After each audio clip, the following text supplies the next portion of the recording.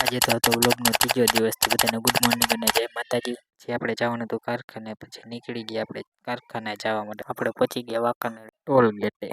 પછી તો આપણને આગળ અલગ જ જોવા મળ્યું.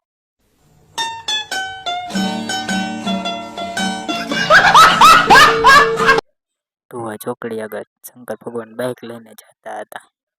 તેમનો પણ આપણે વિડીયો ઉતારી દીધો. કેવા લાગે કમેન્ટ કરી દેજો. बाबू भाई ऐसे डायरेक्ट बाबू तेरा तो गेम बजाना पड़ेगा। આપણે જવાનું હતું ડ્રોમાં લાગેલી વસ્તુ લેવા. ફાઇનલી અમે ડ્રોની વસ્તુ લેવા નીકળી ગયા છીએ. पैसा ही पैसा होगा।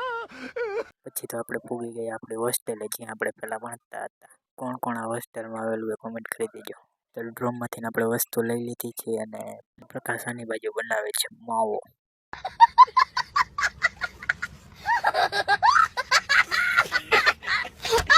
પછી થઈ ગયું અંધારું અને નીકળી ગયા ઘરે જવા માટે.